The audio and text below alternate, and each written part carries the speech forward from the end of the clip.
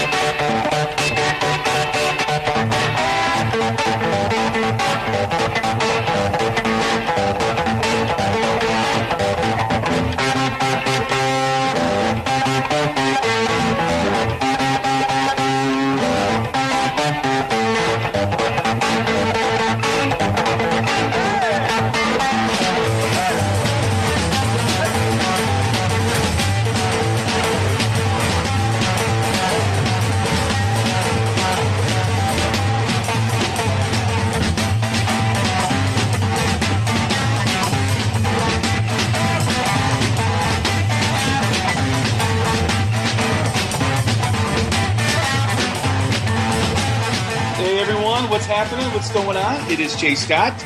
It is the Hook Rocks, the Ultimate Rock Community Podcast. Thanks for tuning in once again. It is our 400th episode. And I can't believe I've done 400 of these. And people have actually listened to me talk about whatever I want to talk about, talk to whomever I want to talk to. It's been a great time. It's been a blast. We've got some awesome guests on the show for you today.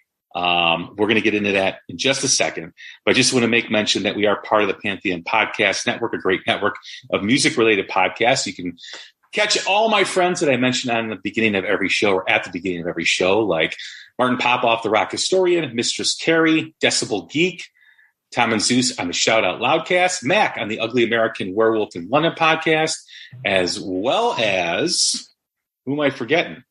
Did I forget anybody? I don't think so. But if I have, I do apologize. Also check out some of my other friends too as well, like Pod of Thunder and the Itch Rock and Radio Show.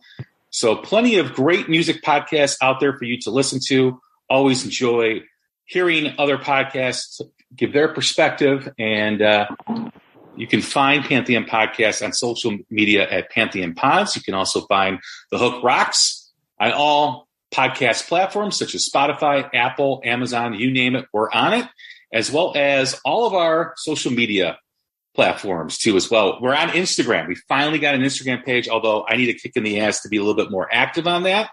But you can find us on Twitter and Facebook as well. Please follow us and follow along as we post on all three of those platforms. We've had some great shows as well recently. We had Todd Damme-Kearns, we had Stephen Piercy, Mark Tremonti, Joe Satriani, as well as many others. We just did a great episode on acoustics in your own home and at concerts with our great friend at Skylab Tapes.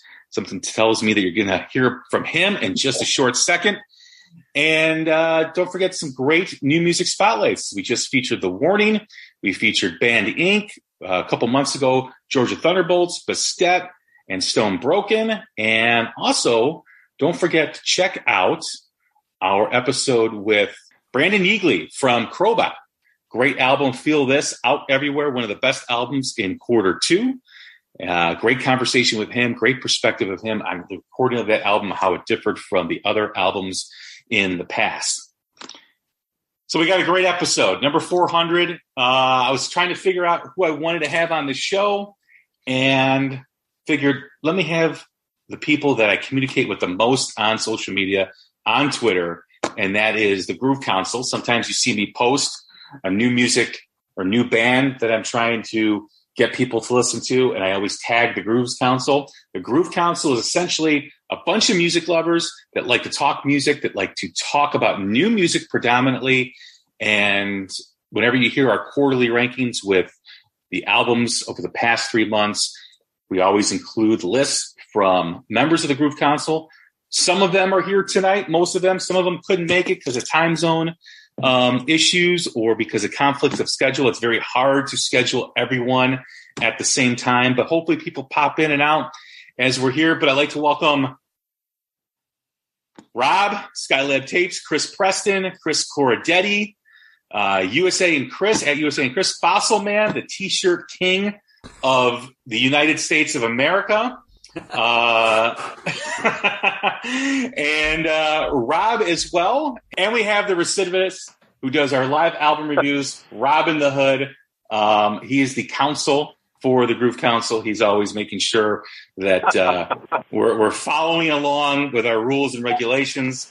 It creates some fun banter. But welcome to all for joining. Welcome, everyone, for being on. I do appreciate it. You guys are great. You guys are awesome. How's everybody doing?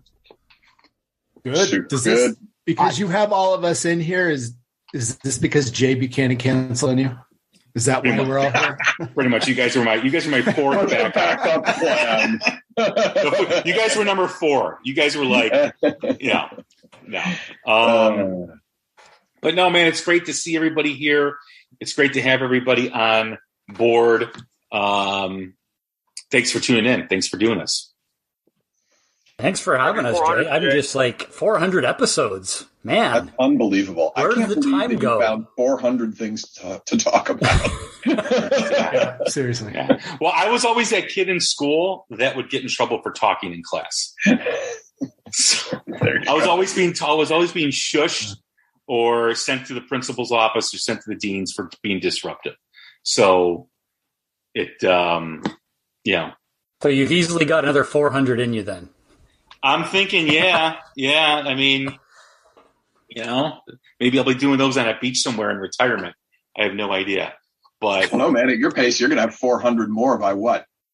October? Right. Well, what really kind of skews the number is during the pandemic, during the height of the pandemic, I was doing episodes every day for like 2 months, except Saturday and Sunday. So I was doing 5 a week because there was nothing to do. Yeah. And then I was doing 14 to 16 a month. And then I've got it down to 12, and now I'm slowly going back down to like 11 to 10. And I think I'll cap it at that. It's going to take 10 or 11 to do the end of the year shit. Yeah. Well, that's considered one episode. Those are the ones where I'm always like yelling and swearing at my software when I'm editing. Because it's a big file, right? And when you try to clean it up and level everything, there's only certain software programs that will level something that big. So that causes a lot of heartburn and heartache in my household. So that's like when I'm the crabbiest. Like recording episode with Chris is a lot of fun. Editing is absolute misery. Right. Yeah, I could see that. That's why I kind of curtailed the whatchamacallit, the descriptions, because it's like, man, like, weren't we just at number 5 like an hour ago? Why did it take so long to get through all these numbers? So, but it's been a blast, and it's been a blast getting to know all of you people and all you guys and everything. And I'm sad that Terry couldn't be on and Kaz couldn't be on. Hopefully Christy and Eagle drops in, but it's a fun group that we have that just chats about music. We joke around with each other. Once in a while, some other subjects will kind of, appear, but they're quickly gone, which is great because no one gets caught up in anything. And it's really all about music. It's a bunch of music lovers just sharing new things, sharing music. I've discovered bands from all of you guys, but then I've also revisited bands that maybe I kind of blew off, 6, 7, 8 years ago and checked them out. So it's a ball. It's a blast. It is a nice break during the day to chat with all you guys. It is fun. And your empire is literally several continents, so it's not possible to get everyone on at the same time. Yeah. Yeah. For those listening, Terry is the podcast queen of Twitter, who does these amazing playlists. Oh my God. That are just outstanding. And I think she could follow her at TAT2630, I think is her Twitter handle. And then Kaz from the Heavy Rock Show, East London Radio. She's got her own show. She's kind of branched out now with Emerging Rock Bands magazine, which is great. And Christine Eagle, who I hope stops in, is, in my opinion, no one knows the back end of the music business like Christy does. She's very thorough. She's very well-read and well-versed on what's happening, on current trends and all that stuff. So hopefully 1 or 2 or 3 of them drop in. We just had High Stick Mick, another local Chicagoan, drop in. Howdy, fellas. Hey, what's Mick. up, man? Hey, how's everybody doing, guys? Great. Good to see you. Yep.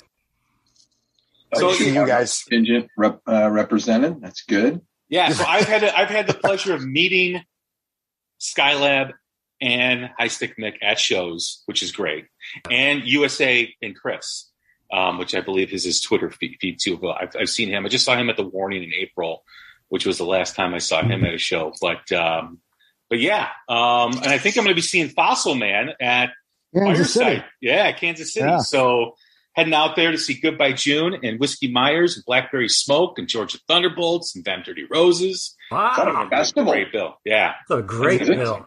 Wow. Totally. So now we just got to get some people up to Canada.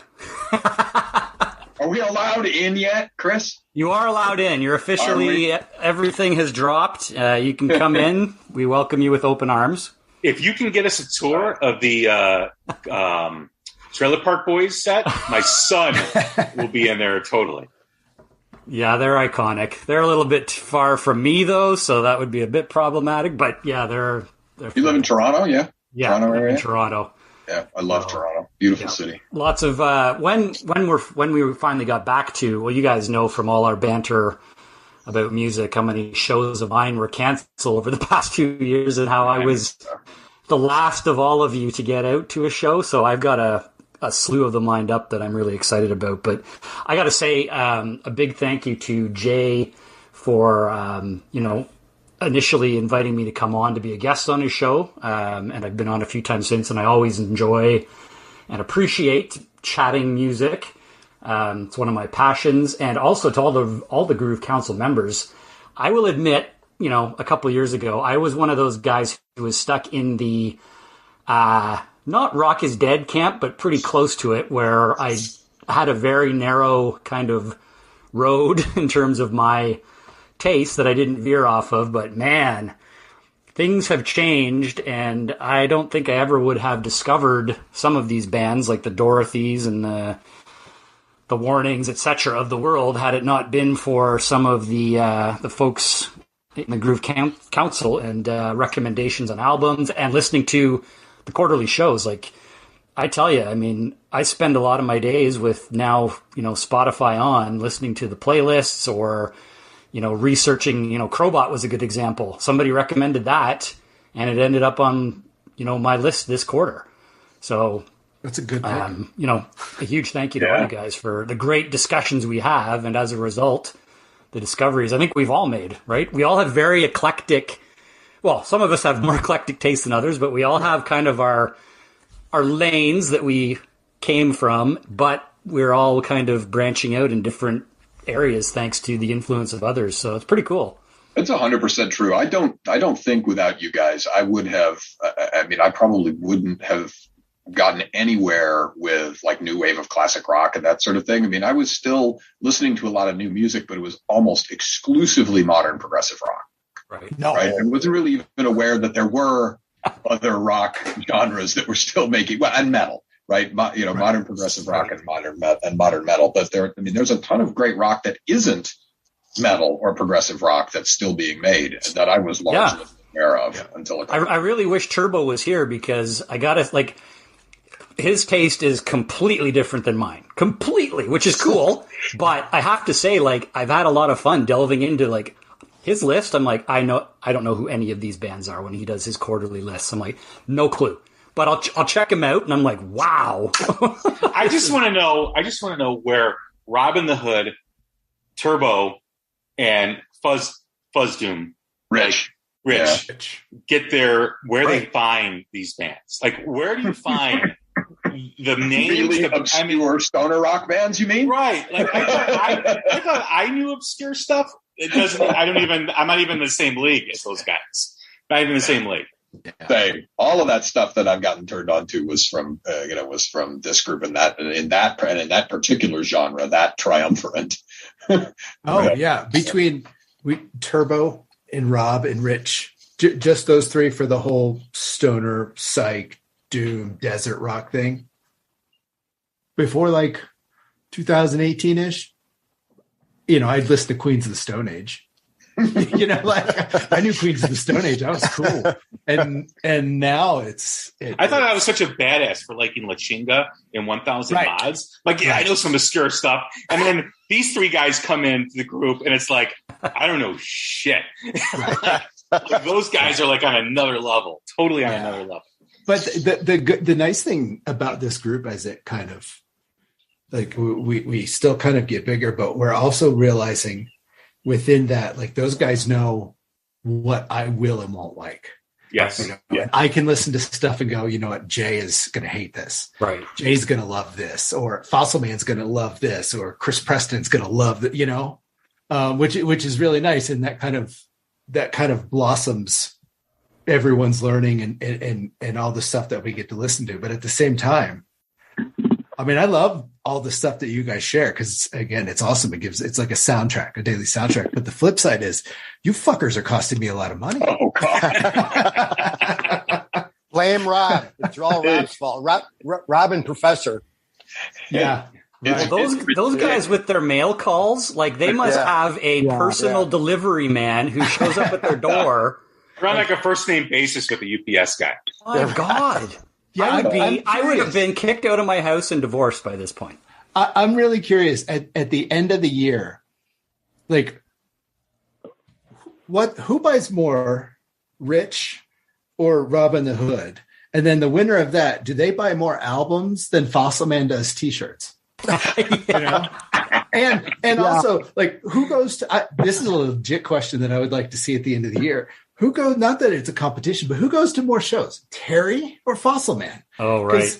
Between the two of them, that's a tough one. Yeah, I've gone to 5 shows this year, and I think I'm huge shit. And then Fossil Man's I've gone to 47 in the last 6 weeks. 23, I think. 23 so far this year. Wow. I think so. Yeah. Yeah, not fair though. You guys have a head start, because I was still locked down until the end of March. That's true. I've always thought that 23 to I do 20 to 30 shows per year, and I always thought that was a lot. That is a lot. It is a lot. And then, Fossil Man is going here, going there, driving cross country over 3 states, setting up business meetings or whatever so you can go to a show, which I used to do actually when I worked. I have done that. Yeah. Yes. When I used to work for Iron Mountain years ago, I would travel after work and I would look at the concert dates, in my territory, and I'd map out meetings where shows were. Talk about people costing people money. If you can see that right there over my shoulder. Ah, the T-shirt. Chris in Canada. You know how much that ended up costing me? I'm sorry, but based on when you were saying, you know, I felt the emotion that you needed that to get back into your home, and it was just by again though, this is part of like the good little thing with the group, sheer dumb luck that it just so happened that I saw that like literally the same time you said that you were missing that shirt. So for everybody who can't see it, it's a Billy Squier shirt. Very cool. Raglan baseball jersey. Billy Squier was my first rock concert in 1983. Saga and Billy Squier. Wow. Same year. Yep. Same year. Yep. 37 years after the show, because of Chris, I got the shirt. That's awesome. So I'm glad I could help. How many shirts like are under your roof, Fossil Man? 219 presently, I think, and some more inbound. Wow. You've got I've seen some impressive band caves behind you. You have an impressive, that's a man cave. Oh yeah. It's decked out nice. Got the Abby K drum head there. That's really nice. Yeah. Yeah, she blew us away. She actually gave that to me when they came through Dallas. Just unreal. Nice. And whose guitars are those? Because I know you've got a couple really good ones. A couple of them are Ace Von Johnson's, and one of them is from Warrant, and then one of them is a Martin that my grandfather played. So okay. Oh, wow. Ace is a cool guy. Yes, he is. Fantastic dude. Awesome guy. Yeah. I was disappointed because I was at Creatures Fest Memorial Day weekend, and I was, talking with different artists. I was talking with Todd Dan McKearns and Joey Casada and a couple other guys, and I found out he was there, and I didn't see him. I'm like, oh man, I would like to shaking his hand and talk to him for a few moments because he's been on the show a couple times, and he's a really super nice guy. Yeah, he really is. That Todd Dan McKearns, that was a great interview, Jay. I love listening to him. He's awesome, isn't he? Thanks for the compliment. But he's such a remarkable dude. He really is. And he's a rock star. For those that haven't seen him live and perform, huge. Wow. Like when he was on stage with Bruce Kulick and they were doing the whole Revenge album by Kiss and also some non-makeup songs. He was handling the Paul parts. Unbelievable. Flops. Unbelievable. Yeah, he's fantastic. Great guest. We're planning something special here coming up in the fall. Nice. With a couple other guys too as well, kind of like a roundtable thing. I can't divulge what we're planning, but it will be pretty cool. Well, that's quite the teaser. Yes. Yes. So, Chris, you mentioned something. Chris Preston mentioned that I think we were all in the same boat at one time where we were kind of, mailing it in on our fandom with rock music and kind of got used to the old bands and used to the classic bands that we all know and love. And then there was like a spark of like new music, and being part of this group just keeps furthering that spark or keeping the spark lit, I should say, because someone says something, about a new band, or someone ranks an album for, in the quarterly rankings at the end of the year. You listen to it, you check it out, like, oh, this band's good.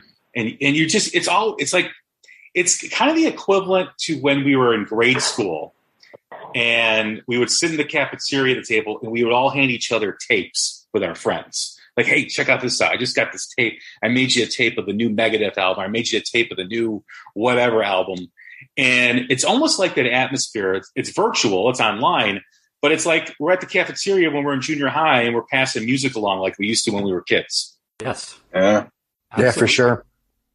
Yeah, that's a really good analogy because, we're probably many of us are dating ourselves and aging ourselves by saying this, but, that's exactly how I discovered, some bands like I'm thinking back to like mid-high school for me, like grade 10 or so. I was not in any type of let's say metal fandom, but that's how I was introduced to bands like Judas Priest and Iron Maiden, because where I lived in Northern Ontario, we didn't have a radio station that played it.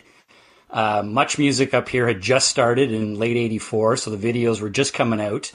But how I discovered a lot of those bands back then was similar. A friend would be like, "Oh my God, I got Turbo, the new Judas Priest album. You got to hear this." Hand me a tape, and boom, I was like, "Wow, this is fantastic. What else you got?" Hey, Youth Rock. Rocks. The Youth Rocks is here in the house. What's up, guys? Hey, man. What shirt you got on? Sporting the Diamond Head. I can't hear what any of y'all are saying. Got the headphones. I can't. Hey, dude, how was your gig? I gotta go. They're asking how you're doing. He's busy. He's got. It's great. I gotta go. I'm waiting. It's some of his friends are picking him up on the driveway, so he just wanted to stop in. But his gig was great. I'll post Highway Star in just a second. Nice. Oh, that's cool.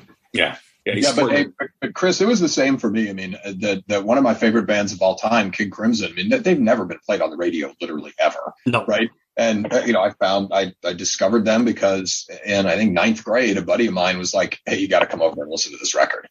And I'm like, "Okay," because that's what we did. I mean, that's how it worked. And one listen, and that was it. I was completely hooked. And that's the kind of thing that now has to happen in a very different way. And fortunately, we're kind of all doing that for each other in the modern way. Well, when you think about it, we're all roughly around the same age, give or take a little bit. I think Robin the Hood, he's the actual senior citizen of the group. I think he's so. Old. Wait a minute.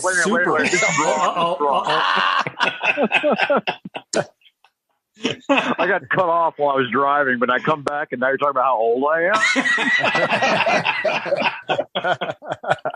I didn't say it. Wasn't me.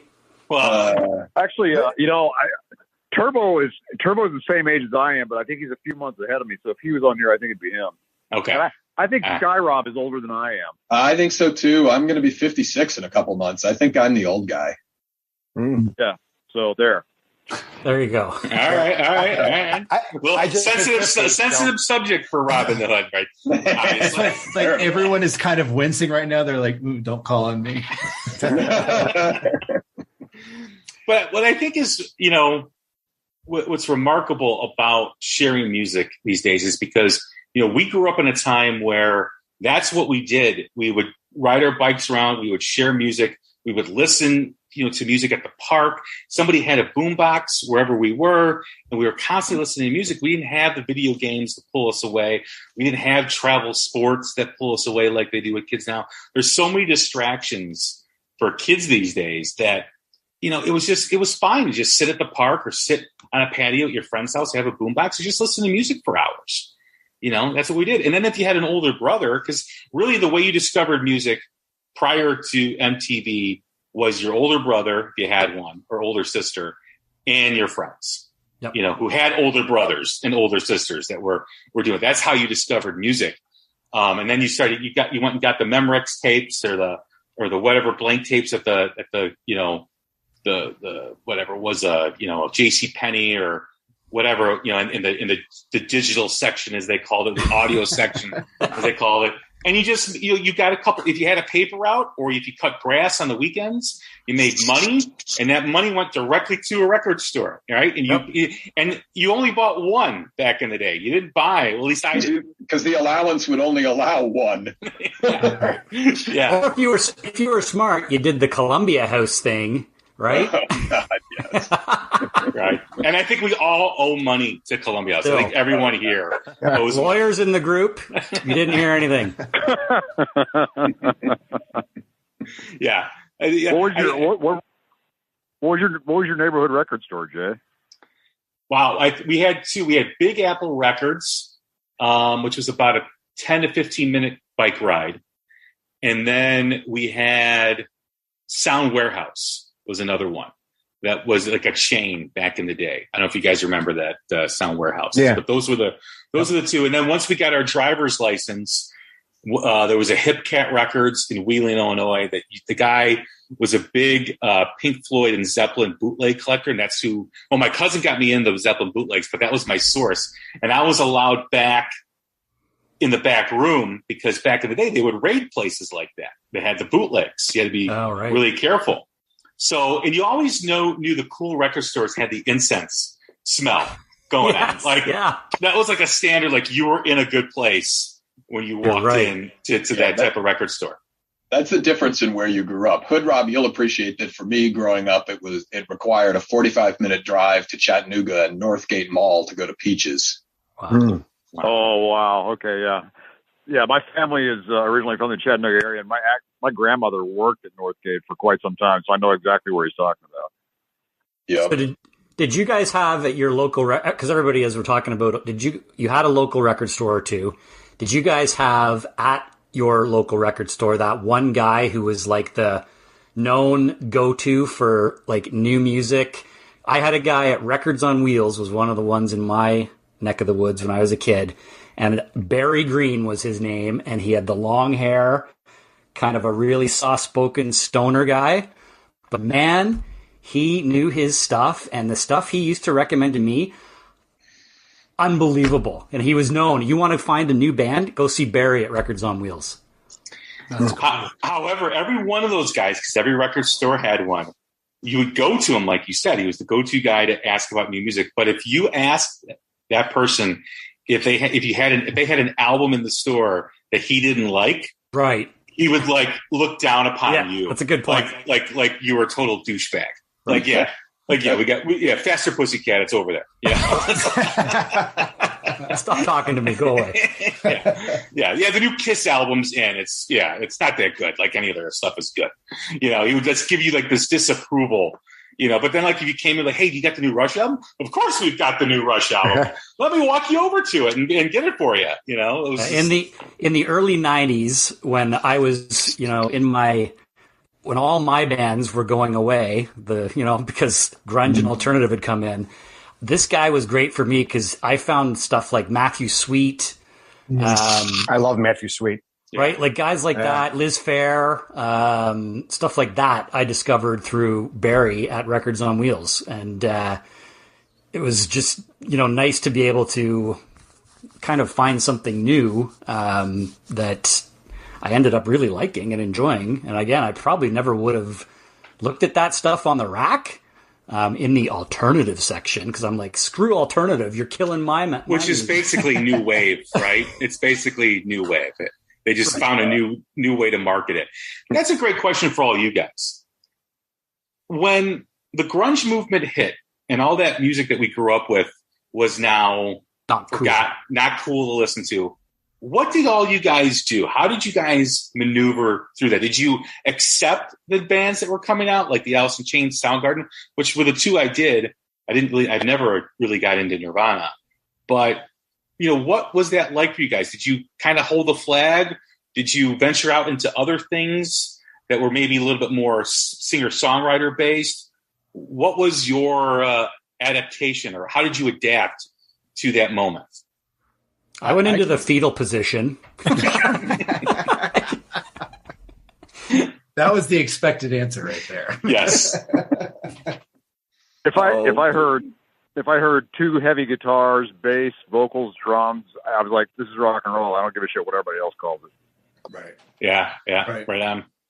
It was funny too because the 90s was the last era in which radio did play a huge part in terms of what people got exposed to, right? And by the end of the 90s, it was on the demise. But I answered this in response to a question that Paige Gregory posted the other day about how I first heard of Skid Row, right? It was on a power rock station, and that was the most bizarre format ever. It didn't last very long, but it was a combination of the metal of that era, a lot of which was hair metal, and that could be played on the radio anyway, and grunge. And so, you'd literally hear Skid Row followed immediately by Pearl Jam, right, on the same station, and that was kind of their deal. And so it didn't seem like the grunge bands that were a little tiny bit heavy didn't seem far afield to me, right? You know what, Rob? Just like Hood Rob was saying, it was just rock and roll with a slightly different flavor. It wasn't weird.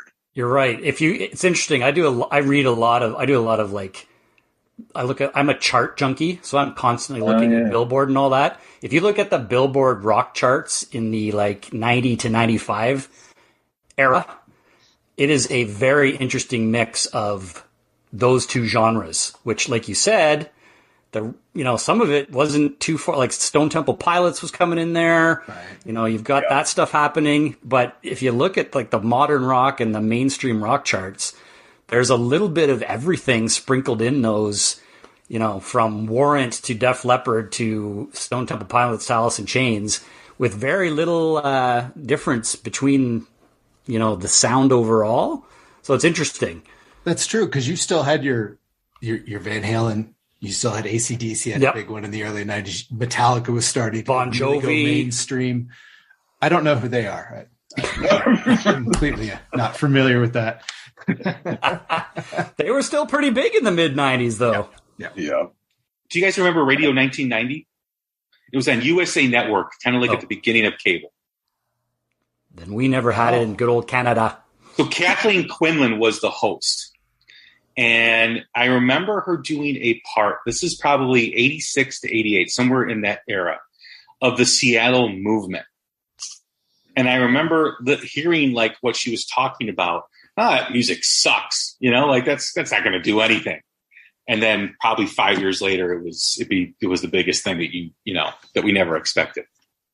So that movement was happening for a while before it really gained in the mainstream. Right. But what about that? Sorry, that was a tough time for me because again, I was really pissed off at all these bands coming in, and then I was really angry when my bands started trying to make alternative records. Right? Like you had all these.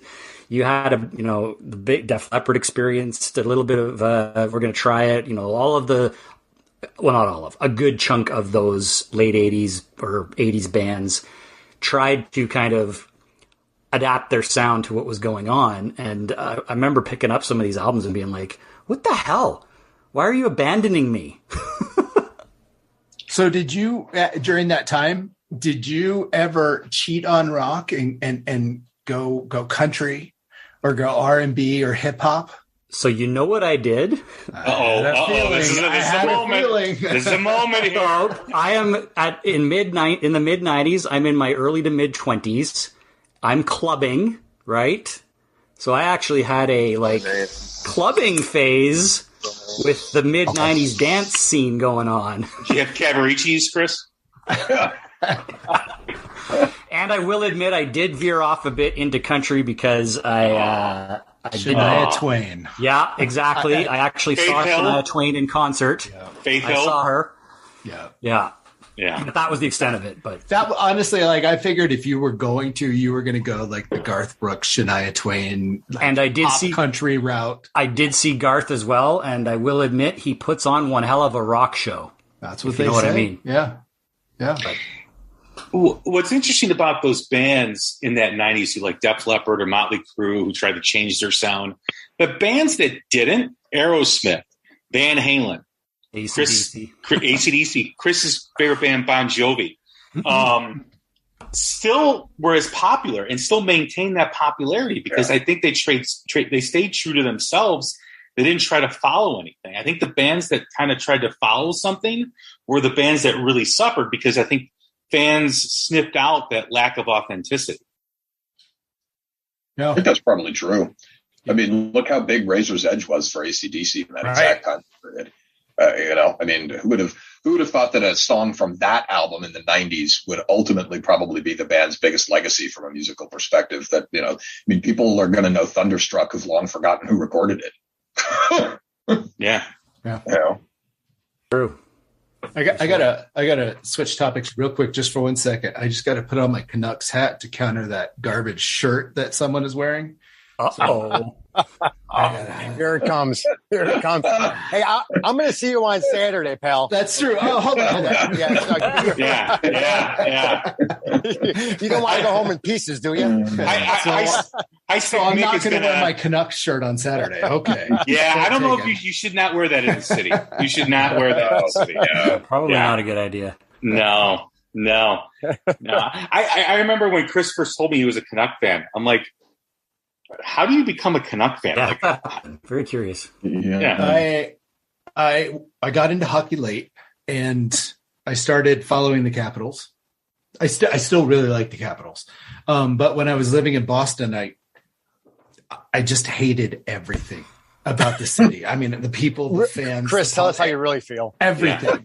Yeah. And Bruins fans were the least offensive at the time because they hadn't yet started to get as successful as they've been. But when I started watching hockey and everything, I was like, I have to find a team that's so far away from the Bruins. And I was, you look at a map and you're like, okay, Vancouver, I am a Canucks fan. And that's how it started. God's honest truth. That's how it started. So what did you do during that? You were terrible. I just assumed you were sweet on Teemu Selanne, and that's why. Well, when they played each other in the Stanley Cup, that'd be pretty rough. That'd be very painful. Yeah. It was awful because everyone in my office is from Boston and you had to deal with that. It was hard. Yeah. That was part of like phase 2 of Chris drinking and eating a lot, you know. Phase 2. Yeah. What was phase 1? Phase 1, college, post college. Okay. What phase are you on now? Oh, so Bon Jovi. Oh, poor John Bon Jovi. Oh boy, not John Bon Advil. Yeah, not sounding so good these days. Yeah, I don't know how much longer he's going to be doing it. I mean, it's a lot of those guys didn't know how to sing back then. You know, they were just that's the real problem. Yeah, right? Couldn't really sing then. Well, they could sing, but they didn't know how to sing, like to conserve their voice. I mean, that's one of the reasons why Plant blew out his voice. It's Paul Stanley's have an issue. Bon Jovi had a great voice back in the day. He could really belt it out. But again, you know, like preserving your voice and how to use proper air techniques and all that stuff. None of those guys were doing that. None of them. Steven Tyler's like the only one that's still, and he was, I mean, Hagar sounds good, and Ian Atsbury sounds good based on what I saw Saturday night. And I even Glenn Hughes, yeah. I even said to my son, I go, you know, Luke Spiller from the Struts. Oh, a lot of people compare him to Freddie Mercury, but I would say Freddie Mercury and Ian Atsbury. Totally. Yeah. So I saw the Struts in 2018. That's probably the band that really started my, hey, there's other new bands out here that are good. And he to me is rock star. He is like a perfect mix of those guys. Put a little Mick Jagger and throw in a little Steven Tyler. He has all those guys in one whirlwind, and they are one of the best shows that I have seen. I'm hoping they're going to put out something new. They seem to be really slow to put out new material, but they're probably were my gateway into like, hey, rock is not dead. There are other bands out there that are making good music. Yeah. It's funny. Like we were talking earlier today, or I was talking earlier today about Shinedown, but it's funny. I can kind of like trace back. I can tell in the 2000s, I was getting really kind of bored with music. And by about, I don't know, 2005, 2006, 2007, when I had run through the 7,000 songs on my iPod for like the 89th time, you start like branching out. And, you know, I was really into Alter Bridge still. I love them. And I was into Shinedown, but it was funny. Like I can kind of like look back and see bands, you know, like Wolf Mother. Yep. And then a couple, 4 or 5 years or 3 or 4 years later, it was like, oh, I found Crowbot. Cool. You know, and then, you know, you find like little bands here and there. And then it was like, okay, well, who's Turbo Wolf? And then it was like, oh, who's this Greta Van Fleet? And who's this? And then who's this? And now it's 2022. And I feel like, you know, some of this stuff, like the Jerry Cantrell album that came out last fall, I'm like, it seems like so long ago. There's so much new music coming. It just, you know, it's like, it's a snowball. Like that kinetic energy just started. And then it just kept getting bigger and bigger and bigger, you know, but yeah, I can kind of trace it back. Like, I feel like Alter Bridge was the one that started pulling me away from new metal. Not that there's anything bad with some of the new metal, you know, like no issues with Linkin Park and stuff like. I got into it because that's what it was there, but the Shinedown started pulling me away, and Alter Bridge and the Crowbot, and I was like, wow, there's a lot more out here that kind of fits me. Because at the same time, for me, it was kind of like, well, Van Halen, for all intents and purposes, is dead. Every few years you're like, oh, we got a new songs from Sam, but they're touring with Dave. Well, what the hell is going on? So that I couldn't rely on that. And that was like in a weird time for Metallica. So it was kind of good, but yeah, new rock, this whole new wave to me. And then, I try to get into some of the prog stuff from the Professor, and jumping into a lot of the stuff with Rich and Rob. But yeah, it's an interesting journey when you look back, and then you realize, holy shit, I'm talking about Shinedown or Alter Bridge like they're a new band, and they've been around for almost 20 years. I'm old. Yeah. And that is so true. I mean, there are still bands that I love that, in some ways in my mind are new bands like Porcupine Tree and Opeth and Mastodon. I mean, these bands have been around a while.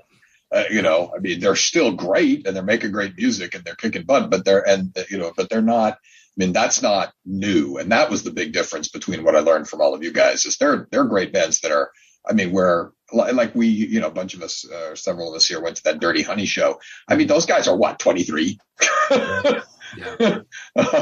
Their first album was 2018, 19, something like that. I mean, that's, yeah. I mean, that's that's what really qualifies as a new rock band. And it's just so encouraging that there are actually those.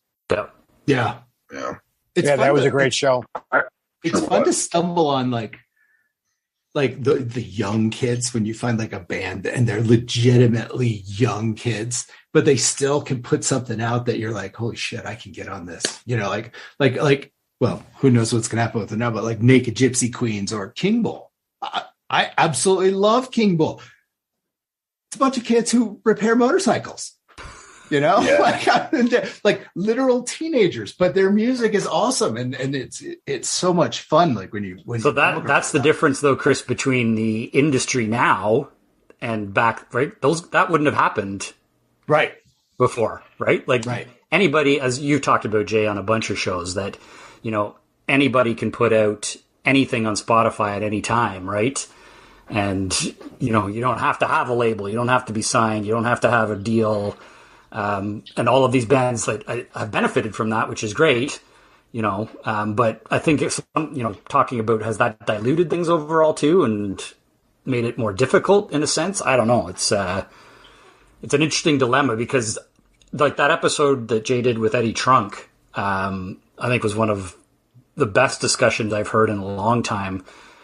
Just about the whole, rock is dead and where is it going and, how things are different with streaming now versus, Eddie talked about, because he did that. He signed bands to Megaforce, etc. And, how that doesn't happen anymore. And I just find that part of the business fascinating. That's where Christy would be good to come on here too and talk about it. But, for a new rock band to get noticed and to make a name for themselves, like the fact Dirty Honey they're not signed, right? Like they don't have a label. No. They've done it all on their own. And then you got The Warning, who has built this massive, they're signed now, but they've used the tools available to them with technology to create a fan base that's just unbelievable without having, up to the point of last year, a label behind them. There needs to be a North American label that does that stuff, right? Like, I feel like a lot of the reason that some of these British bands have labels and are so able to, to do that is because of Earache, right? And there are specialty labels for metal, like Nuclear Blast and Napalm Records, right? Where, relatively unknown bands can get record deals and put out records and all that stuff. And there doesn't seem to me to be a, more new wave of classic rock oriented label in the US that's doing that. Now, maybe I just don't know, but then there's Frontiers too, right? Like Frontiers is another. Well, as I've learned a lot, I can't really say any specific names. I just can't. There are a lot of record labels out there that really do not have a great reputation with, how they treat the artist and what they do. And there's a few bands that I know of that their albums will never see the light of day that they've recorded. And it's heartbreaking to hear that, especially because a lot of these young artists really embrace that grind. And because you're not going to be a millionaire anymore doing rock music, right? You could, but it's so much harder to do that now. And when you hear these stories and people tell you things and you see things happen, it's heartbreaking for these young kids that experience that. And that's why I'm really big on, don't worry about a record deal. You don't want a record deal in today's, day, unless you're a hip hop artist or a pop star. You want a management company, and that's what Dirty Honey has. Dirty Honey has an incredible management company and an incredible publicist and they have a very small team that is wants their success just as much as the guys in the band want to be successful. I just heard this. I'm trying to remember who just told me this, but there are record labels out there that will sign bands and shelve their records because they don't want them to compete with the other bands on their label. That's bullshit. Oh, that happens. Horrible. That happens. That's awful. That does happen, and it's heartbreaking when you hear that. But yeah, for whenever I hear a young band wanting a record deal, I just want to reach out to them like, you don't want a record deal. You want a management deal because that'll get you further. Because now, it used to be the album and then the tour supported the album. Now it's the tour. The album supports the tour, right? It's kind of flipped in how it is now. So, there's a lot of heartbreaking stories. A lot of these bands that I love, you've got, Earache does a great job. I've heard a lot of great things about Earache, for bands that have been on that label, but there are labels out there that you just want to stay away from. Have any of you guys watched the show, that YouTube show, No Cover? No, you've told me about it, but I want to check it out. Yeah. Carl, New Classic Rock in North America turned me onto it. So I won't ruin anything. For our group and for a lot of people who if they're taking the time to listen to all of this, I think they would find it pretty interesting. But the gist is, rock bands and artists from all over come in, and it's, you play, you've got a pretty good group of well-known artists to critique you, and they essentially pick a winner. And the gist at the end of the show is you get a record deal. But the interesting thing is that whomever won, and I won't say who won, are a really entertaining band that I didn't know of. But I don't know that they needed a record deal as much as maybe a management company, which is exactly what you were just saying. It's really interesting how the record deal used to be the thing, and it's really not anymore. And I found myself thinking of that while watching the show, and that kind of corresponds to this entire conversation or the whole point that you were just making, Jay. Use Dirty Honey as the template. Yeah. You don't necessarily need the record deal. Just have a really good management company. But with that said, it's a really interesting show. I think there was 11 episodes. It's worth a watch. You know what drives me nuts though, and I still can't wrap my head around it, because I was, we all grew up with you're waiting for Friday, or then it became Tuesday for the new album, right, to come out. You've heard one single, and then you're waiting and you get the whole album. Now, the singles, the amount of singles that come out, a good example I was listening to, and I don't think the album's out, I was listening to Them Dirty Roses the other day, and they've released a whole pile of stuff, almost an album, I think, but not the actual album yet. It's all these single after single, and, you get hit with, even Def Leppard did it with Diamond Star Halos. They released the first single, 3 weeks later, the second single, 3 weeks later, the third single. I'm like, give me the album! It's kind of like the modern way, right? It is. I get that singles are the modern way, but to me, I'm still, I get really excited about like, okay, there's a new album announced, and I'm gearing up for that day when I can go, because I want to buy, if it's a band I love, I want to buy the CD or the album. And then they do this where it's just it's a single on Friday, and then 3 weeks later it's another single. I'm like, again, it's just getting used to the new way of consuming. Right. I guess that I think this whole group, so everyone on right now, and the Turbos and the Riches and the Terrys and the Kaz, is like we're all like fossils. Hey, Fossil Man. We're all fossils in a sense where we're album connoisseurs. Right. We're album consumers. Like we listen from song one to the end and we say, this is great, or it was okay, whatever. But we all enjoy the album. Whereas today's society is kick the single, sell the single, and who cares about the rest? Kick another single. It's that immediate gratification, whereas we all want the big ball of wax. Well, that's what I find really hard about, like, it used to be, and I think there's been discussions on one of your shows, Jays, about how an album is sequenced even, and there's thought behind on, side one and what goes on side two, and all of that is gone with streaming. And the again, I think you talked with Sydney about this too on one episode where, the tendency for kids nowadays to skip, right, with streaming. And that drives me nuts. My daughter does it. 30 seconds in, boom, skip.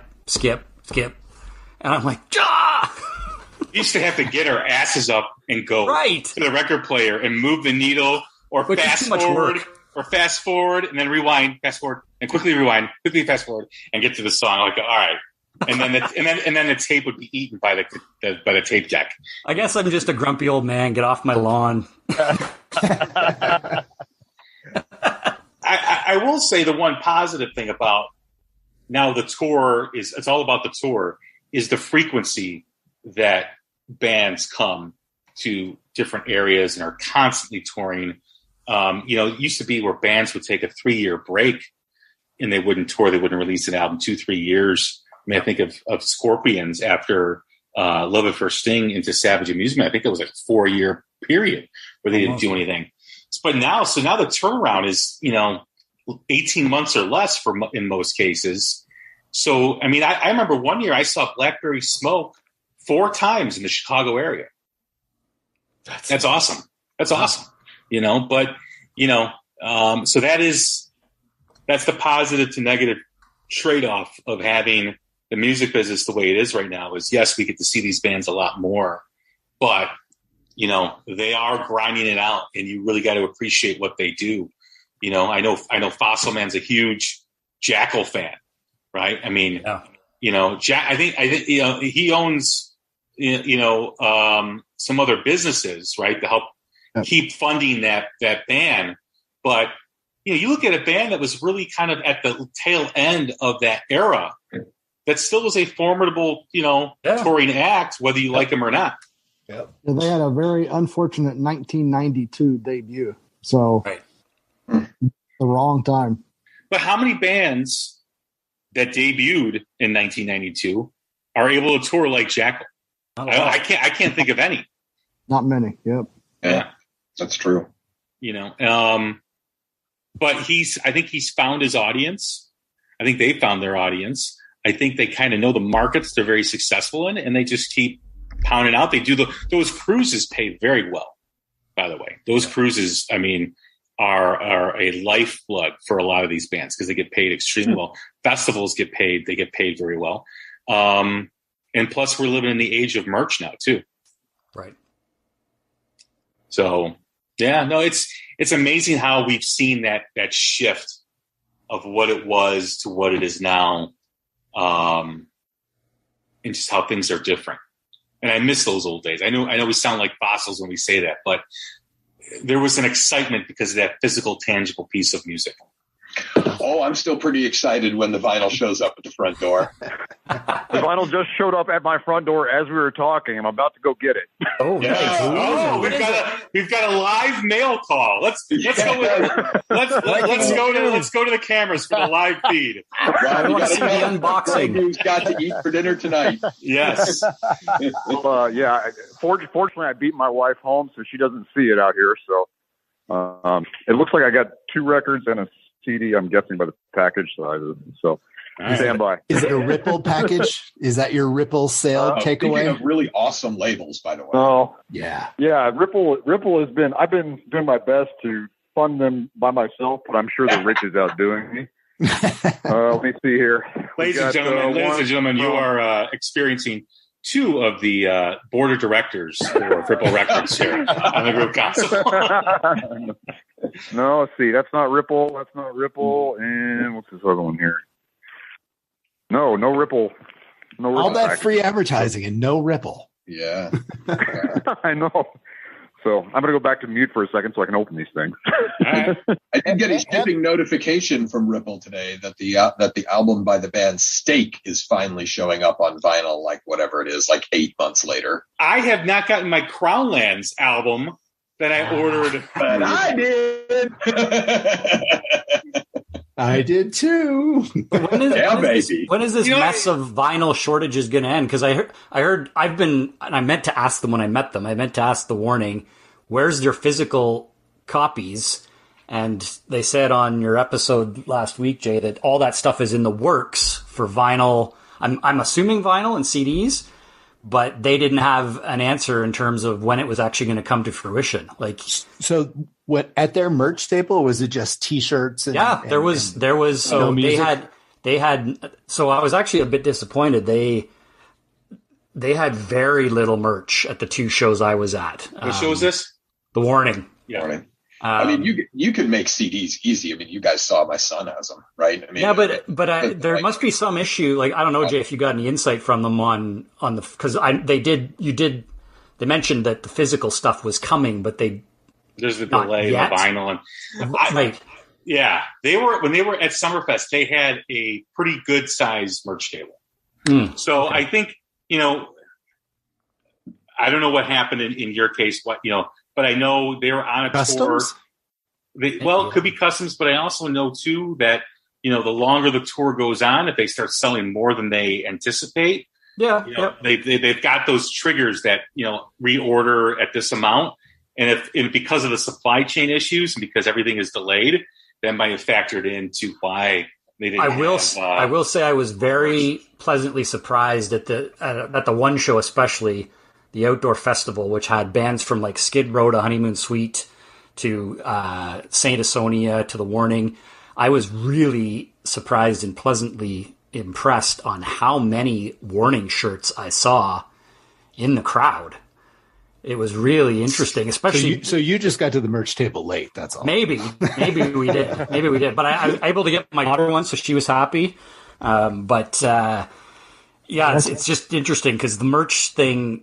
They're on tour with 3 Days Grace in November, and I'm going to go see them again. I'm not a 3 Days Grace fan per se, but arenas, like we're talking probably like not the big arenas here in Canada, but the 5,000 to 10,000 seaters, which I'm assuming they're going to be bringing a lot more merch than they had for these smaller club dates. I don't know, maybe, but that band is exploding right now. I look at them like Greta was when they released that EP and they had that first single, Highway Tune. Right. I don't know if The Warning has that song per se, like Highway Tune was, but I think just their word of mouth, their fandom, their dedicated fan base, and at the end of the day, the music's got to be good. Right. They have much more mass appeal than Greta Van Fleet. Absolutely, they do. Absolutely. The Warning, and the one thing I'll say about them is they write, and I told them this when I met them, I'm like, you guys write anthems, period. Mm-hmm. Period. Like, you have that special talent that you write anthems. Every song on that album could be a single, and every song could be, like, it's unbelievable, the people singing along to their songs, like, literally every single one of them at the show. They're like the modern day Metallica. They really are in terms of the way the fan base was. I mean, you guys remember when Metallica was first starting out, that rabid, dedicated underground fan base that they had that really propelled them with And Justice for All and the Black Album. I mean, if it wasn't for that swell of that underground sensation that they were, that never would have happened. And I feel that with the fan base that The Warning has, that's very dedicated, it's swelling. It keeps growing and growing. And there's going to be that album this debut album they have is great, but as they keep going further along, they're going to have that album where it all just comes rushing up at once, and boom, they're the biggest thing since Blueberry Pancakes. Yeah, agreed. I mean, they're just blueberry. I just had blueberries this morning, Okay. so I just went with what I know. Good pancakes. I love blueberry. It's very good for you. It's it gets rid of. Yes, it's anti-inflammatory. So I went with It's that. good for nausea, I think. Blueberries are good for nausea. There you go. Yeah. That's what my wife told me. Well, next time I'm in the car and someone's playing pop music, I'll eat some blueberries and I'll see if the nausea goes away. There you go. What happens when the warning gets really big and then they like make a right turn with their music and they throw out like their version of the Battle at Garden's Gate? What happens then? Oh, you're such a actually the more interesting analogy that actually works as opposed to your lame analogy. Look at the disapproval on Rob's face. Not happy with that. Is Paramore, right? So I mean, Paramore was a punk band, right? And I don't know exactly what caused it, but their last album was that exact turn, right? I mean, they got popular by making a pop album. And it's awful in my opinion. I do think they alienated a lot of their fan base. Did they more than make up for it by their, newer fans? Don't know, obviously. But they will face that pressure, right? I mean, eventually they will face that pressure to be less heavy. You're right. Because it'll be interesting, because, now that Lada has money behind them, that's a good point because, they are very independent still. And I think part of the reason they negotiated for so long was to maintain control. But when you've got a big label, they're well funded now. At some point, does that come into play with, like you said, Rob? Yep. I don't know. I hopefully they won't stray too far, but you also have to remember too that I think the oldest member is 21, 22 maybe. She's 22, yeah. Yeah, so they're going to keep evolving, right? Because when you're young like that, you're going to keep evolving. So it may not so much be the pressure, but it may just be their natural evolution of how they evolve. Right. So that's going to be interesting how that balance takes place and how we witness that balance. But their fans are just their fans are going to grow with them, right? Because the heavy presence online are a lot younger. So as they grow older, like there's bands out there, like when you think of Van Halen, you think of Metallica, think of Bon Jovi, Chris's favorite band, and others, they grew with their audience. As their audience came out of the teenager era, came into the early 20s, into parenthood and whatever, those bands continued to sound more mature as their audience grew up, right? So they stay connected with that audience, whether you like them or not. That's what they did. And when you see a young band like Greta or The Warning and some of the others, that's really how you hope they evolve. Is they evolve with their young audience. They're evolving. They're writing more mature stuff. They're sounding more mature. And before you know it, their audience has grown up with them as they've grown up. And that's the perfect mesh to have with a band, with an artist. Yeah. The question is, can they pull it off? And I mean, can a given band pull it off by still writing compelling music? Yeah. Right. I mean, that, sometimes it works, sometimes it doesn't. The problem is that there are lots of instances where, a move to a sound that I think at least people want to think is going to be more generally accepted, doesn't come with a transition to great songwriting in that genre. Well, when you think too that they're only a 3-piece, and I mentioned to this during the interview, I saw Rush a bunch of times during the day, and it always sounded like there was 6 people up there.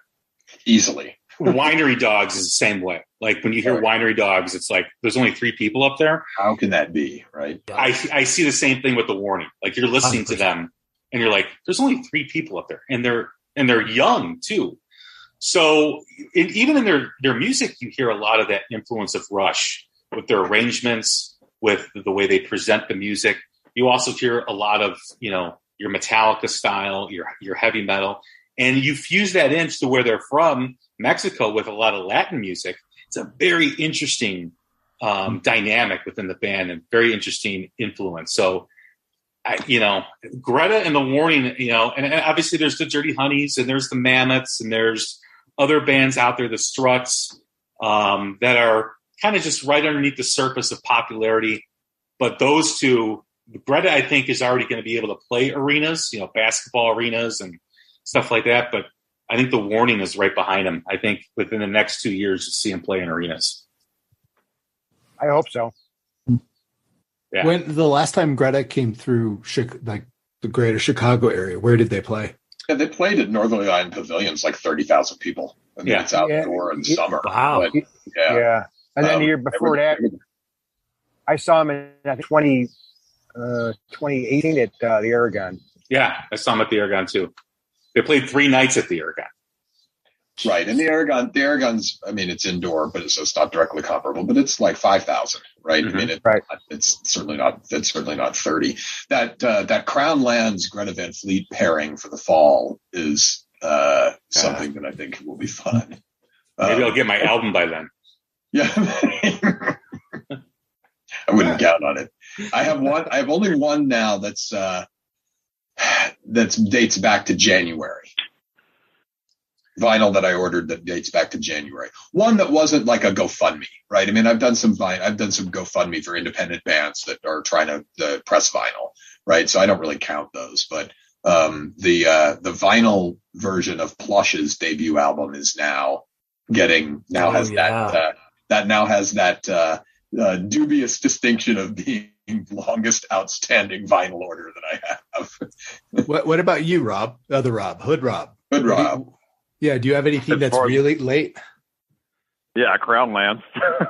Whoops. I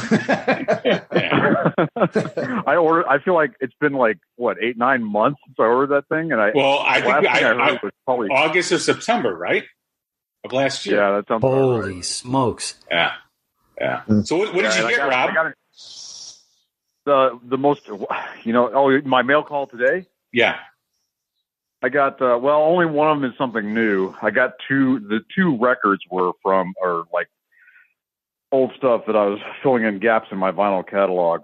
I did get one new album on CD though that is brand new that came out in June, and it's Locust Point, and the album is Michigan Drag. I think, Chris, I mentioned this to you, Rich, and Turbo.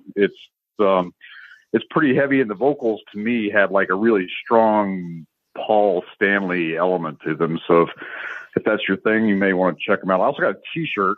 I don't know if Fossil Man's still on here or not, but I got a Zed T-shirt, which really makes me happy. It's from the Doomfest in Maryland that I didn't get to go to, but I was really daydreaming about it, so I bought one of their T-shirts.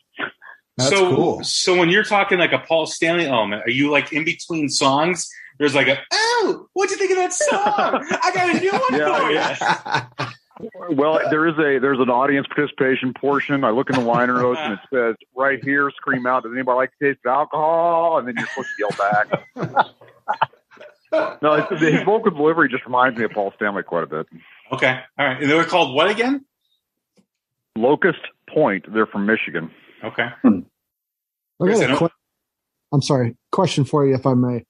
So I order a lot of shirts, right, through the mail, and sometimes they show up, and I'm like, oh, wow, yeah, I totally forgot that I ordered that. And I know a lot of you guys order a lot more albums than I do shirts. How do you track it? You literally keep spreadsheets of what you've ordered, when you ordered it, when to expect it, that type of stuff? Wow, spreadsheets. Oh, does anyone on a group console do spreadsheets? Anyone? Anyone do an in-depth thing of spreadsheets? Huh. I think there may be someone that's got a whole binder full of spreadsheets. His name is Chris Corradetti. He might be working on one right now. It's really funny. I keep on my little spreadsheet of what I'm listening to.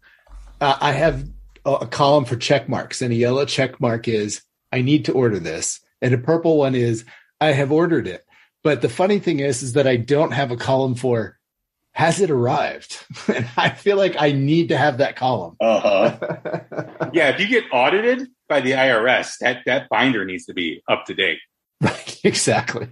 You know what you need to do is you need to ditch the spreadsheet for the music stuff and get an app and track it. I use CLZ Music to track everything in the collection. You scan it or you type in the catalog number, boom. Technology.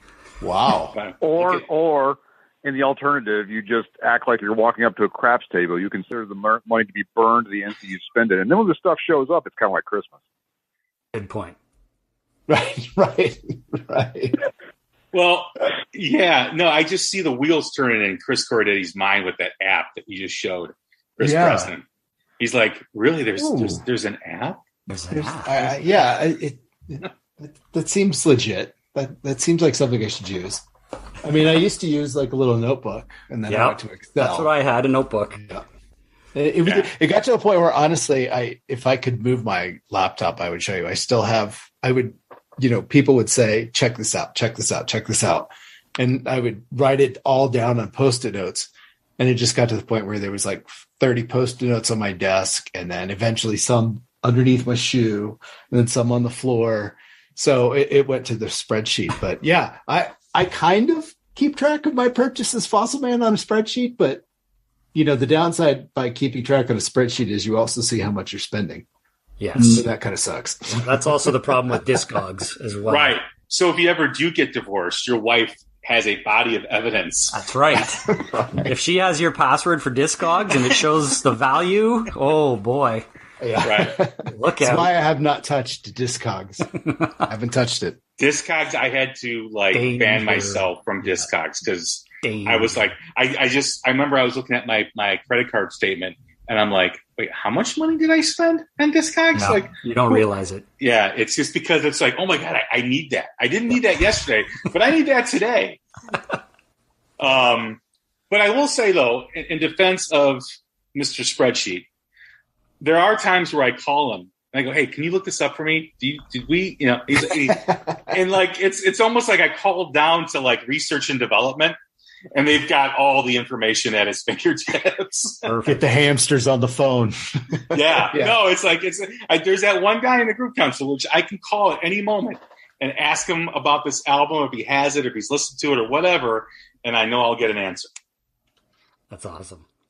So it is beneficial. As much as I make fun of him for his poor rankings at the quarterly episodes and his spreadsheets, he is of value to the group council. Well, you can't make fun of my rankings yet. No one's heard them. Yes. We're excited. I think from what I've gathered to this point, Q2 is a very eclectic and just from 100%. What I've heard, the rumblings, a lot of different stuff from everybody, right? Yeah, I agree. Definitely not at the level of 2021 yet, because 2021 was like every Friday. Yeah. It was like 3 to 4 different albums that were coming out that were great, right? Like every song was awesome. And you have that this year, but it's probably like maybe a fourth of what it was, or maybe a quarter of what it was last year in just terms of the output and the quality.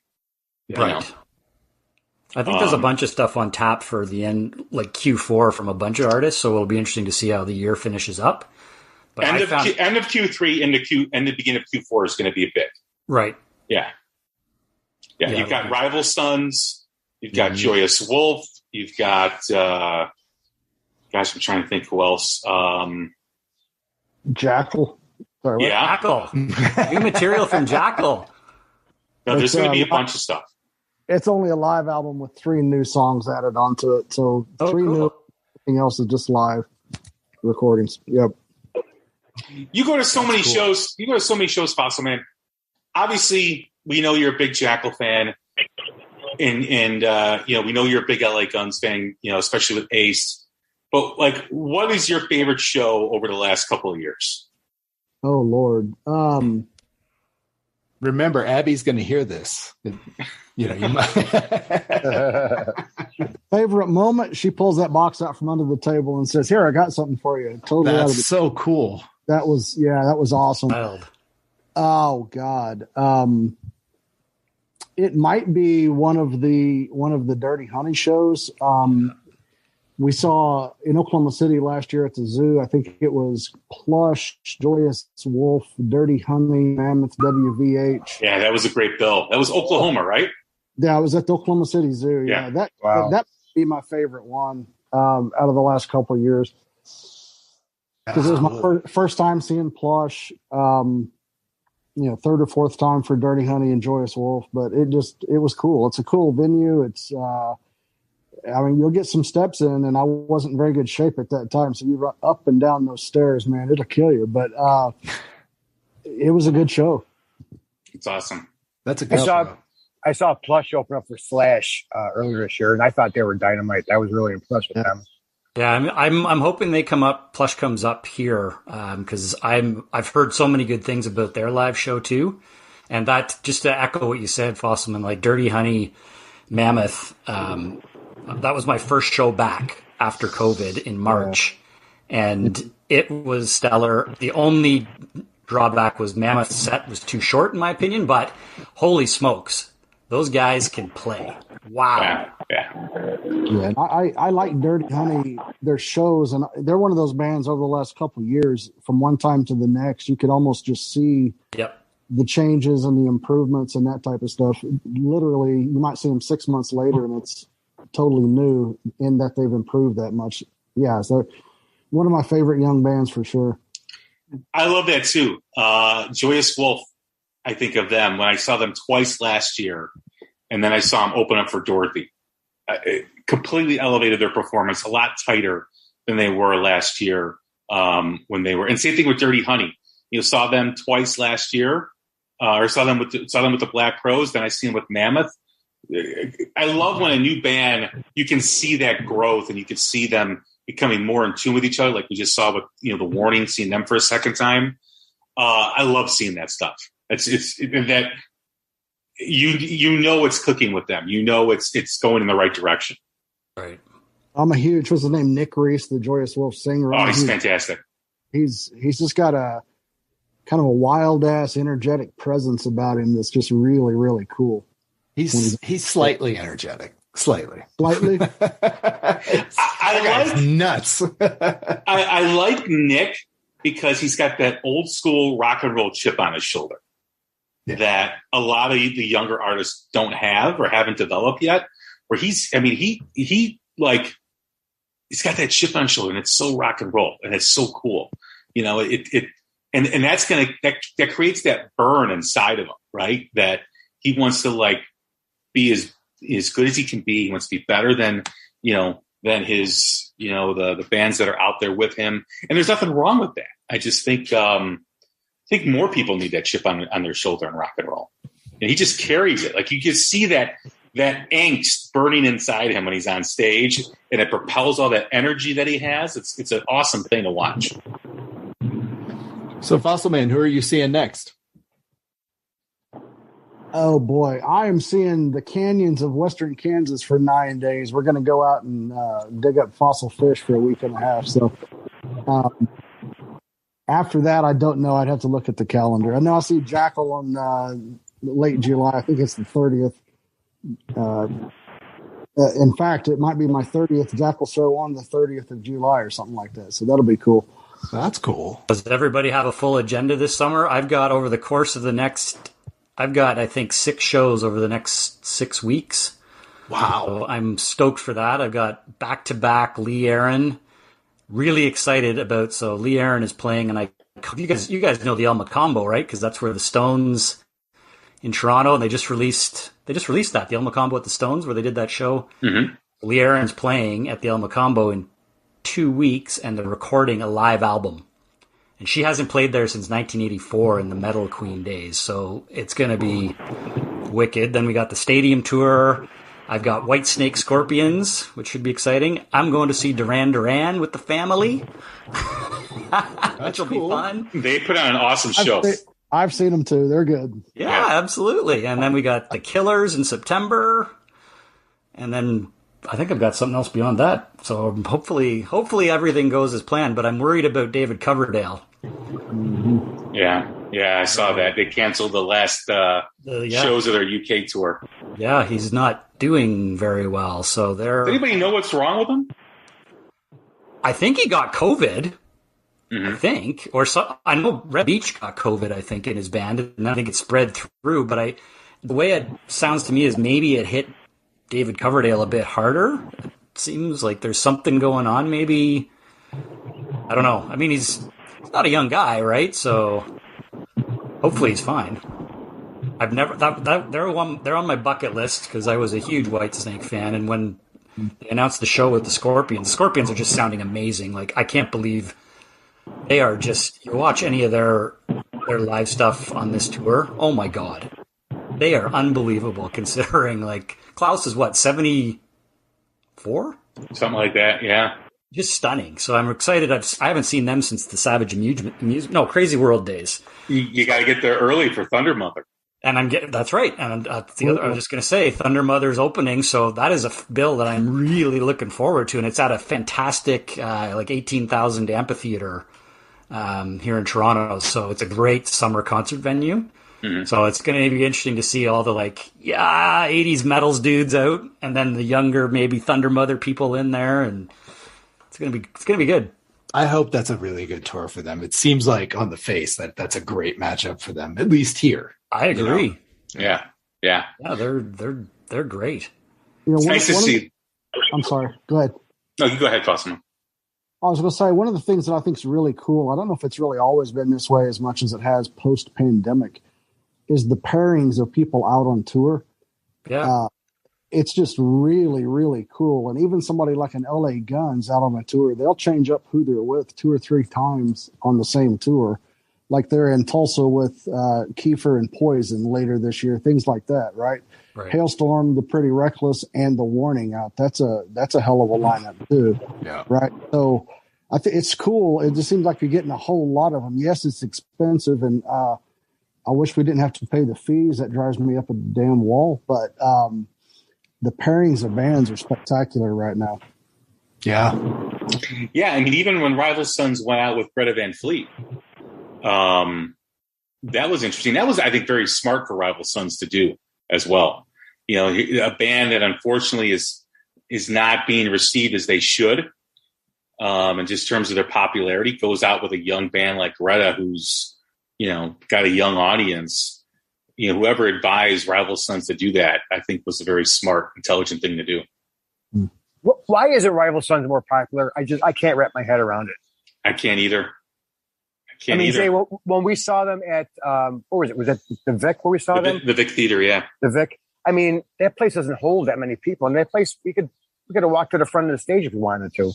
And again, I know we were talking about this before. I know they didn't have a new album that they were touring on. But I'm just dumbfounded by bands like Rival Sons, Alter Bridge. I think they should be much more. I know they're much bigger in Europe. So is Rival Sons. Rival Sons is huge in the UK and Europe.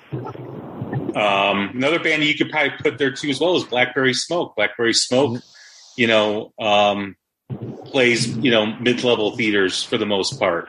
They've got great music. I don't get it. You know, Todd, for those who haven't heard the interview with Todd Dan McKerns that I did, we had that conversation where the bands that are the legacy artists right now that are touring, you know, your Motley Crues, your Def Leppards, your Metallicas, your Maidens, your Stones, all those bands that come from the 60s and 70s and now the 80s. 10 years from now, they're not going to be here. Right. They're not going to be touring. Maybe 1, maybe 2 will be here. So is there going to be a push by these promoters to put money into these bands that are kind of right underneath the surface, like Blackberry Smoke, like a Rival Sons, like those type of bands, to kind of elevate them into that? Because when you think about all the money that is spent on those legacy artists, and as they start to stop touring one by one, where's that money going to go? That money's not going to be spent. Also, Jay, there's no, to your point, there's no bands behind those guys who can fill stadiums. Yeah. Right? And now they're trying to put, like the Red Hot Chili Peppers, I think, are playing Soldier Field. They're not filling Soldier Field. No way the Red Hot Chili Peppers are going to fill. And maybe they will. Maybe I'm completely wrong, but I don't know. Yeah, I just don't see it. And like Smashing Pumpkins was playing 20,000 seaters, which they were always underneath the surface of like your Pearl Jams and your Nirvanas and your, Soundgardens. Now they're playing 20. So you are starting to see all of a sudden these bands pop up in these larger venues, and I'm wondering to see if that's going to happen as these legacy artists start, or stop touring. Yeah, I mean that's a good point. Like, who's beneath, like, the Metallicas and the Maidens, right? Like, okay, right. Pearl Jam can still sell at a stadium. Alter Bridge can probably come close. Well, I would say an arena more than a stadium. Well, yeah, an arena tour. Yeah, but like, I'm sure I'm missing a couple, but like, there's not many, right? Tool, no. Tool could definitely do it. Yeah, but Tool's not a mass appeal mainstream rock band, right? Like, Tool fans are in a separate category. Like, you're not going to get a Def Leppard fan or a Motley Crue fan or most Def Leppard fan, Motley Crue fans to go to a Tool show. No. Right? So maybe they'll get Preston, are you going to a Tool show? I'm just not. Yeah. I'm talking like bands that are able to bring in a cross generation of people, with a mass appeal. Tool definitely has a very rabid following, but I don't know if they have that. I would say the band to watch out for to replace those Maidens and Metallica bands, and they just had a big album last year, is Mastodon. That's a limited fan base though too, right, Jay? Like, but they keep expanding their fan base with their evolution of their music. If you've noticed, right? Like early Mastodon is very similar to early Metallica, where the people that like the Black Album are not going to listen to Kill 'Em All, right? Or I should say, who were introduced with the Black Album are not going to really enjoy Kill 'Em All and Creeping Death and all that stuff. And I was not a Metallica guy until the Black Album. Right. I don't listen to the stuff prior to it. It's just not my thing. And that's the other thing with the legacy bands that are typically pulling in these big stadium tours now that you said are going to go away. What I see by going to these shows is that I don't see at the shows of those bands at that second tier. I don't see the age, the people bringing their 8-year-olds to the Def Leppard show, and there's like 65-year-olds there too, right? You don't see that wide cross section of ages at those other shows of your, like you said, like your Tools, your Mastodons, your typically. I mean, maybe I'm being a bit too general, but or a bit too specific. Maybe more generally, there's a few, but it always every time I go to one of these big concerts like at the Journeys, etc., I always smile when I'm there because I'm like, wow, there's Dad who's there with his daughter. In one case, there was Grandpa, son, and son at the show, and I was like, that's awesome. That's cool. Yeah, that's awesome. That is great. Yeah. But no, it's going to be interesting to see where this new Rival Sons album goes. If you start to see a little bit of a lift with this album, there might be something to promoters and the industry prepping these bands as being kind of that next wave of who's going to fill that gap, because there's a lot of money that's spent on rock and roll shows, these big rock and roll shows. And they're not just going to let that money go away, right? You know what I mean? So, I mean, but if you've actually seen the needle kind of move with Mastodon over the last couple of albums. You're starting to see them be more accepted by mainstream. They see their music changing a lot. You listen to early stuff, it's a lot different than it is now. So, yeah, it's going to see how this all shakes out over the next 10, 15 years is going to be interesting. The other one to throw, I'm going to try again, but I haven't gotten into this point. I think the other one to throw into the conversation is probably Ghost. Yeah, I was thinking Ghost and Alice in Chains, yeah. Right? Because Ghost is, they've, especially I guess with this last album, has really gone more mainstream and is garnering some pretty, they could be at the level of arena type sellouts, right? Yeah, this album and the one before it have really gotten mainstream popular. Yeah, and they still have that element of mystery, right? That intrigue that not a lot of bands have. You could say maybe Marilyn Manson, Kiss, Alice Cooper, where there's this kind of aura around Ghost that it's captivating for people. I'm curious. Well, as we end here, what music that hasn't been released yet are you guys all looking forward to? Oh boy, that's darn good. So this just came out, but I was really looking forward to the new Journey album. So it's just out this past week. So I've delved into that, and for me, it's been hit and miss so far.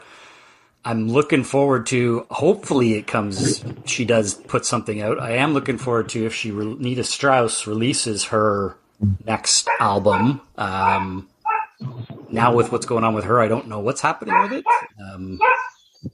It's supposed to be, and this new album of hers I'm excited about because there's many guest vocalists on it. So it's going to be not all instrumental. She's got, the first single was the David Draymond one, right? So we're kind of in a waiting pattern with that. So that's one I'm really excited about. I was supposed to see her until she had to cancel the show this past winter, but I'm really excited to see what her new album comes to be. Those are a couple that I can think of off the top of my head. Cyclona. Oh, yeah. Absolutely. What did Rob say? The new Cyclona album that I'm actually not sure what the release date's going to be on it, but I am really stoked about that one because their last album was a monster. I don't have it on the spreadsheet. Get it on the spreadsheet. I've already bought it. That's bad. See? Get that app. Yeah, well, that was the one I was looking forward to seeing Rob's answer to this because I know there is some other stuff coming out this year, but if that's the one that Rob's really looking forward to, that's good. What else are you looking forward to, Rob?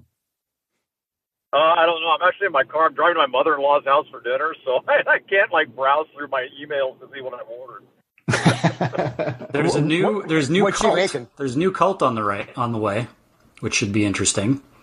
When does that come out? I think it's slated for October. I can't remember what it's called. I think it's early October. Yeah, so the new Cult album, which will be really interesting to see what they do because they were one of my favorite bands back in the day. There's quite a few. There's a Queensryche album. I know there's New Skid Row with their new singer. If you're into just talking about that era of bands, they're all putting out new stuff. Ozzy. What about Ozzy? Right? Who is the Skid Row singer this week? I'm sorry. I think he's the guy, Eric. Wasn't he used to be with Heat? Yeah, the guy from Heat. Yeah. Okay. So we'll see what that sounds like. So if you're into some of the legacy bands from that era, those are a few. I will pump up the new Lee Aaron album that's coming out in the fall. They just finished mixing it with Mike Fraser. So that's one that I'm excited about because she's got some really great. I know a lot of you guys aren't familiar with her, and I've tried to turn you on to her. No, I was completely unaware of her. God's honest truth until this started. So thank you for that. No. You got to have her on the show, Jay, when the new album comes out. I will do that. When does it come out again? It's in the fall. I'll ask her when I see her in a couple weeks. If you don't have her on, you're never going to be allowed in Canada. Yeah. She's a great person to talk to because she's been there since the beginning, right? And a lot of seen a lot of stuff and went through a lot of stuff, and it's a fascinating conversation if you go through her career for sure. But unfortunately, you could delve into the whole history with her about how she didn't have a U.S. deal back in the day, right? That's why you guys don't know her. She didn't have a U.S. record deal when she was in the height of her popularity, which was like triple platinum in Canada, right? So I'll pump her up a bit.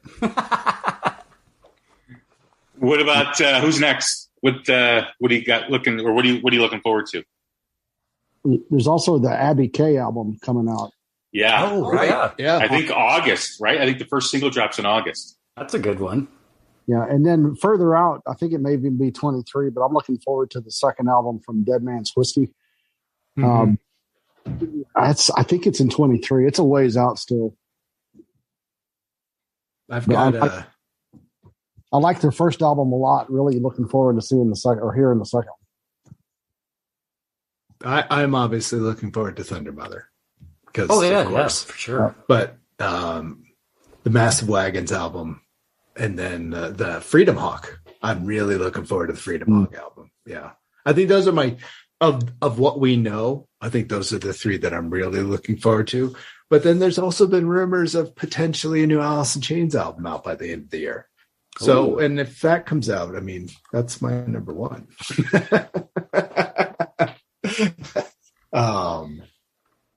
But I feel like there's a lot of stuff that's going to come out that, like, we, the collective music group, was like, oh yeah, I thought they were in this, and we've kind of forgotten about. And suddenly at the end of the year, like the dump truck's just going to back up and lift up and just dump all of this great stuff like at the end of last year. So that would be really cool. I just thought another one that I think Rob would have mentioned was King's X. Mm-hmm. Oh yeah. Yeah, so that's on the way too. Yeah, that's a good album. What about you, Mike? I'm looking forward to what we mentioned before, Rival Sons, Joyous Wolf, that's coming out. And I'm pretty sure it's this year. I know they're in the studio. It's supposed to be coming out this year is a new Scorpion Child. Oh, goodness. Yeah. So I like them a lot. They were on a break for a while, like back sometime in the middle of last year, late last year, I think it was. So I'm looking forward to their stuff because I really dig them. I think they're excellent. I remember when I when I stumbled upon Crowbot, there was three bands at the time. It was Crowbot, Turbo Wolf, and Scorpion Child. Mm-hmm. Like those three, I can remember this day. I was on Sirius XM and I heard all three of them back to back to back, and it was a complete holy shit moment. Yeah, that's how I felt with Scorpion Child's fantastic. That's great. Yeah, the first time I heard that, I was just like, wow. These guys. And I think, of course, there's a Zeppelin resemblance, right? A little bit, with some of their style, but just just rock. I think they're from the Texas area, Austin, Texas. Yeah. I think they're from. But yeah, they're amazing. I'm looking forward to their new stuff. I'm so happy they got back together. That's awesome. Jay, when you've been talking to like the new bands or some of the younger bands and recording new music right now, are you getting a lot of, are you hearing a lot about album release dates because of the issues with vinyl, et cetera, getting pushed back? Like, are any artists really, in terms of dates, are there any that are holding on to stuff and waiting because of the issues with vinyl, or are they saying other than Crown Lands? I have not heard that. I have not heard that as the reason for album delays. Yeah. Very well could be a reason. I just haven't heard that. I would say most of the delays have been, record label, pushing something back for whatever reason, or maybe they're trying to line up with a tour. It's something that some of the bands do. They want to wait to kind of get that momentum, but I haven't heard it for being a supply chain issue. The album that I'm waiting for, no surprise that probably most is Joyous Wolf, like Mike said. I feel like they're a band that's kind of been in a holding pattern for the last few years. Their live show is incredible. It keeps getting better. And I think you're going to see the needle move a lot for this band, because when you think about it, they only have they don't even have 10 songs in their catalog, maybe 10 is the limit. So to really kind of have any success over the last 4 years, 10 songs, that's kind of hard to do in this day and age. So I think once this album comes out, I think you're really going to see a lot of momentum shift their way, which I hope it does, because I think they deserve it, because they work extremely hard at what they do. I'm looking forward to the Thunder Mother album, Rival Sons, and love Tyler Bryant. Can't wait for his new album out. Oh, yeah. And the new Cold Stairs too, as well. Yeah. And I think, and like, Fossilman said, for 2023, I think in 2023, we get a new Black Smoke Trigger album. And that has me super excited. And we will be getting a new Winery Dogs album in the first quarter of 2023. Oh. Yeah. Very nice. And speaking of Winery Dogs, have you postponed your surgery yet so you can see Kotzen? I have not. I have certainly not done that. Damn you. I'm telling you.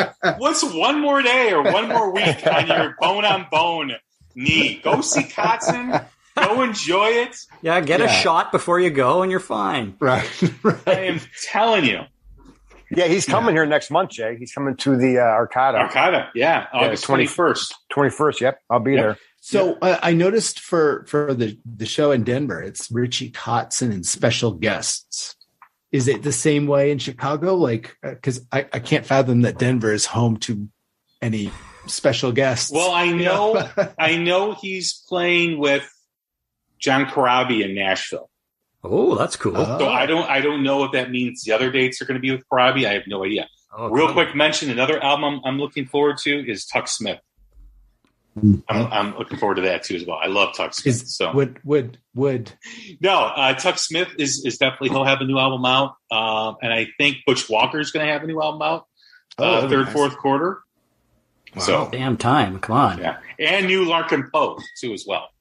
Yep, that's on my list. I got that bought. Damn it. Wow, it's going to be a busy back half of the year. Hopefully it will be. It will be. I'm going to rely heavily on you guys to just keep feeding it to me then. Right. Well, hey, everyone. Thank you very much for doing this episode. I wish more of us could have been on, but like I said, logistically, it's always hard to plan these things when you've got a lot of people. Just kind of want to run the names off of who's in the Groove Council for those listening. Robin the Hood, the lead council member of the Groove Council, who just got a live on-air mail call, which we've never had that before. Sydney Taylor, host of the Metal from the Inside, as well as a contributor to Brave Words, and also host at 93.3 WMMR out in Philadelphia. So check her out. She's awesome.